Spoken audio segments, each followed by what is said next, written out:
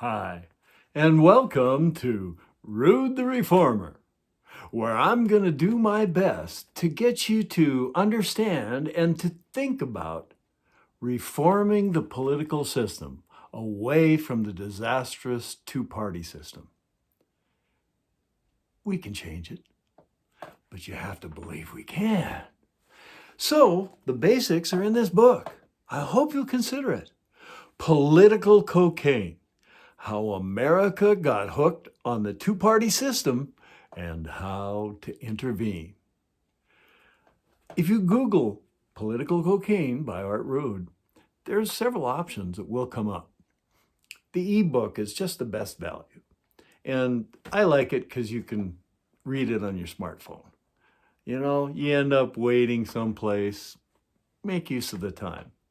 And then what I really hope you'll do is you'll find things in there that you want to highlight because you want to think about it. And you might even want to go back and think about it. Because that's the purpose. That's what I'm trying to do, is start the discussion of reform. And so in episode 1, I went through the basics, and I just kind of put them out on this whiteboard. And the first one is limitation of terms, or limit terms. The second one is the one I'm going to talk about now in episode 3. It's the winner take all rules, because people don't understand them. But I'll try to help you understand that tonight. And then we'll get to point number 3 and the next Rude the Reformer. And then we'll go on from there. WTA, winner take all. This is where the political parties have contrived to eliminate the competition. As Americans, we're so used to choice, right? I mean, you go to the store, you go to the hardware store. How many choices of saws, of drills, of screwdrivers are there? You go to the grocery store. How many choices are there of toilet paper, for crying out loud, and cereal? We have all kinds of choices. And I love the story. I can't remember if it was Gorbachev or one of the Russian leaders was in Texas, and he walked into a store and he thought that they'd set it up for his benefit as the capitalists demonstrating their wealth and how successful they are. And actually, he just walked into an average grocery store. Americans are used to having choice. So why not politically? How free are we if we only have 2 choices? And what if both of them are bad? I don't see only 2 choices as being very free. To me, it's like 2 cattle chutes. One on the left, one on the right. Choose one, but they both go to the slaughterhouse. We've got to. What would be wrong to have competition of ideas, like we have competition for products or for teams, for crying out loud, for sports teams? Why not have competition of ideas? I think that would be a tremendous idea.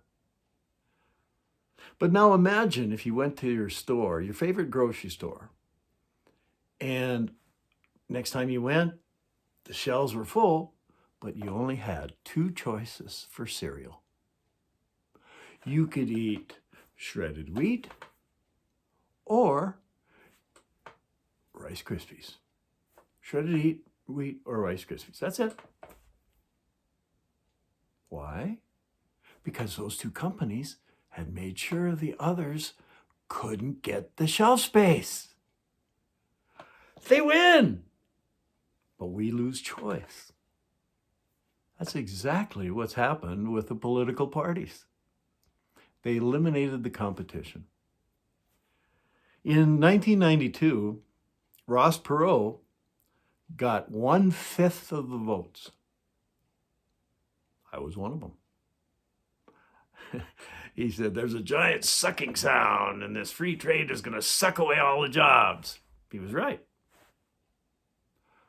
And a lot of us voted for him. But you know what? Every one of those votes were simply discarded by the parties. That's what winner-take-all rules do. Ross got 1/5 of the vote, but 0 electoral college votes. There should have been a massive outcry of 1/5 of the votes being discarded by the two parties. Instead, what was the thing that was promoted by the parties and believed by everybody? And it is true that a vote for a third party is a wasted vote. It can only change the results between the two. But why is that? Because the two parties took everything else off the shelves.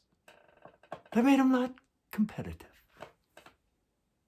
Wasn't that nice of them? How wonderful. We only get 2 choices. And if you vote for anybody else, it's a wasted vote. Now, what this also allowed them to do is not only eliminate the competition, but it limited their scope.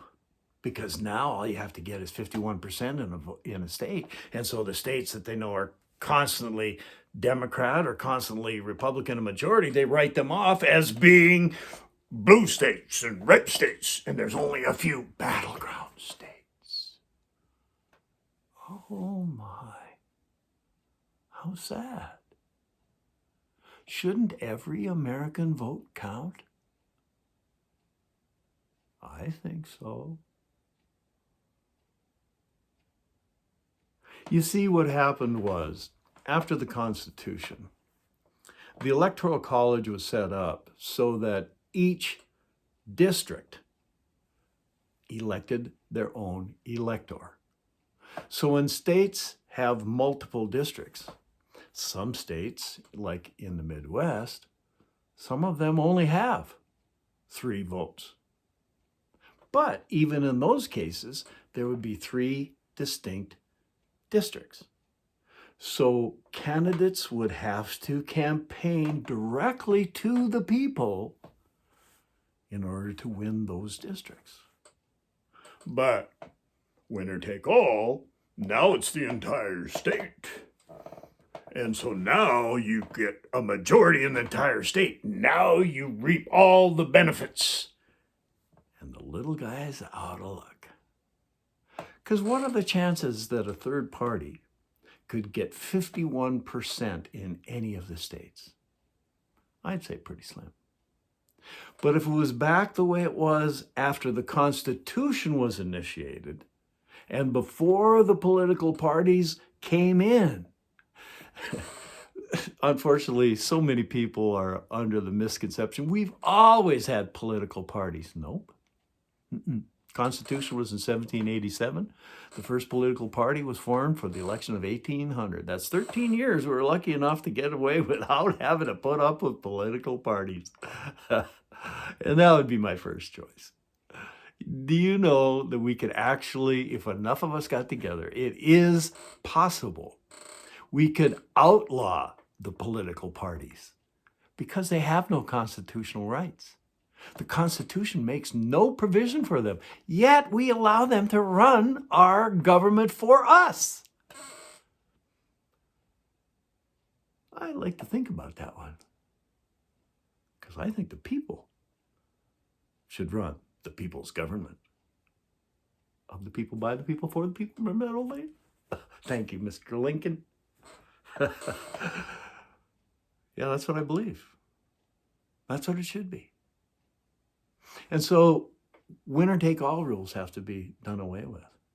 I know there are those that want to eliminate the Electoral College, and I personally feel that would be a total disaster because they're already running everything from the top with the winner-take-all rule.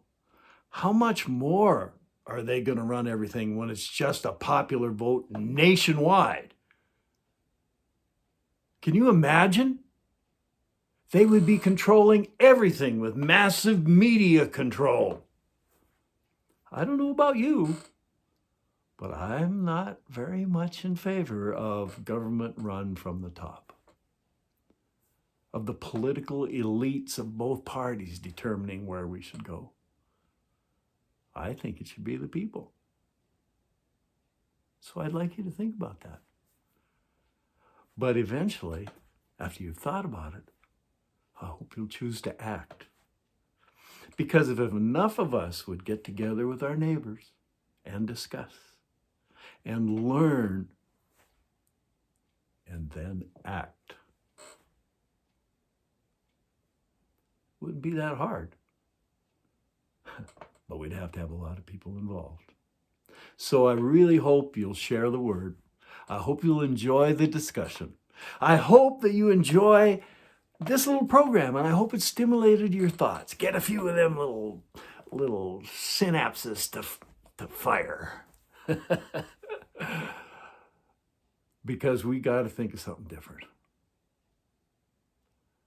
I don't know about you, but it pains me greatly to see this great nation so divided. And when I have the chance to travel, I know that there's so many wonderful people in this country. So let's learn to share the good things and what we have in common with our neighbors, instead of looking for every little political difference. If they don't believe the same thing I do, they're evil.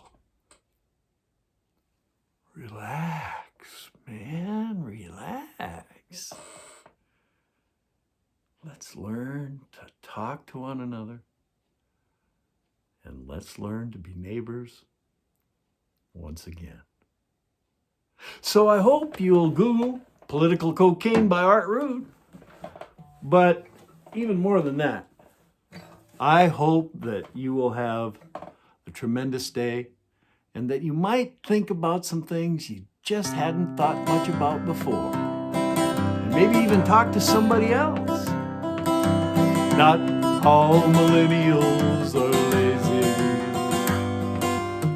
Not all the boomers are bad. Democrats aren't all just socialists. And Republicans aren't racist, they're mad. Let's see people, not labels. Let's help our neighbor be free. If we can see beneath the label, I'll see a person like me. I'll see a person like me. I'll see a person just like me.